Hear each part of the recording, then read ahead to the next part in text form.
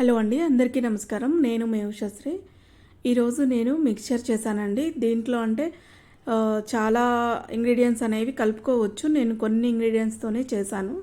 So ఇది చాలా ఈజీగా కొంచెం టైంలోనే ఒక పావు గంట 15 మినిట్స్లోనే మనం చేసుకోవచ్చు. సో ఇది ఎలా చేసామో చూద్దాము. Welcome to our channel home made cook.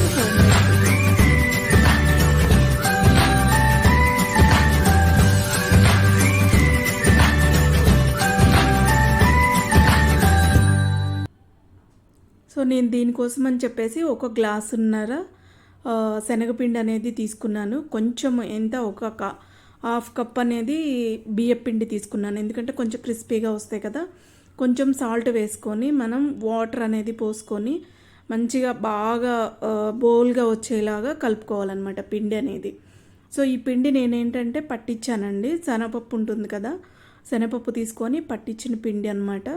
So ఇలా మనము ఒక దోశ పిండి జార్ లాగా ఉంటుంది కదా, మరీ పలుచగా కాకుండా మరీ మందంగా కాకుండా మీడియంలో కలుపుకోవాలి మనము. ఇప్పుడు వెడల్పాటి బాండీ పెట్టుకుంటే మనకి బూందీ అనేది ఉండల్లాగా రాకుండా మంచిగా వస్తుంది. ఇప్పుడు ఈ బూందీ గంటెతో చేసుకోవచ్చు. ఇప్పుడు చిల్లులు గిల్లు ఉంటుంది కదా, దాంతోనైనా చేసుకోవచ్చు అనమాట. మనకి ఆల్రెడీ ఆయిల్ అనేది కాగిపోయింది లేదనేది చూస్తుంటే చూడండి, పిండి అనేది పైకి వచ్చేస్తుంది. సో మనం బూందీ గంటెతోని ఇట్లా కొంచెం కొంచెంగా పోసుకొని బాగా బూందీకి ఏంటంటే ఇది మిక్చర్ చేసేటప్పుడు మనకి ఆయిల్ అనేది ఎప్పటికప్పుడు బాగా హీట్ ఉండాలన్నమాట. ఆయిల్ హీట్గా లేకపోతే ఏమవుతుందంటే మనకి ఆ బూందీ అనేది రౌండ్గా రాకుండా మామూలుగా వచ్చేస్తాయి, చప్పబడిపోయిన చతికిల పడ్డట్టు. సో ఇలా చూడండి, అలా మనకి ఏంటంటే ఈ వేడి వేడి నూనెలో వేయటం వల్ల మనకి రౌండ్గా మంచిగా నీట్గా చూడటానికి కూడా ముత్యాలలాగా చూడండి, ఇట్లా ముత్యాలలాగా మనకి ఈ బూందీ అనేది వస్తుందన్నమాట. సో ఇలా నేను ఒక కప్పున్నర బూందీ అనేది చేశాను. మనము అప్పటికప్పుడే ఒక 1 వీక్ ఉండేలాగా, 1 వీక్ 10 డేస్ ఉండేలాగా మనం చేసుకుంటే పిల్లలు కూడా ఇష్టంగా తింటారు. ఎక్కువ రోజులు కాకుండా ఇప్పుడు బయట కొనుక్కొని రావాలి అంటే కూడా కాస్ట్ ఎక్కువే ఉంటుంది. మనకి తక్కువ టైంలోనే తక్కువ ఇదిలోనే అయిపోతుందన్నమాట. చాలా ఈజీగా చేసుకోవచ్చు. దీంట్లోకి ఏంటంటే నేను కొన్ని పల్లీలు వేయించాను. ఈ పల్లీలు కూడా మనం చూడండి సిమ్లో పెట్టుకొని వేయించుకోవాలి పల్లీలు అనేది. సో ఆల్మోస్ట్ ఏగిపోయినాయి పల్లీలు. నేను కొంచెం పల్లీలు ఎక్కువే వేసాను.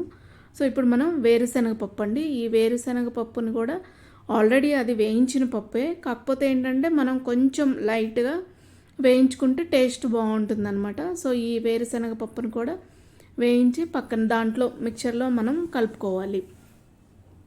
సో ఇలా ఇప్పుడు మనము నెక్స్ట్ ఏంటంటే ఈ 3 ఇంగ్రీడియంట్స్ అంటే మనము ఇవి బిస్కెట్స్ అని ఉంటాయి, లేదు కార్న్ ఫ్లెక్స్ అని ఉంటాయి, అవన్నీ కూడా మనం కలుపుకోవచ్చు. కాకపోతే నేను కొన్ని ఇంగ్రీడియంట్స్తోనే ఇవి కలుపుతున్నాను అనమాట. ఇప్పుడు మెయిన్గా మనకి ఫ్లేవర్ అంటే ఈ కరేపాకు అనేది మనకి టేస్ట్ అనేది చాలా బాగుంటుంది. సో కరేపాకును కూడా గ్రీనిష్గా ఉండనిచ్చాను, ఎందుకంటే కొంచెం మాడిందంటే నల్లగా అయిపోతుంది.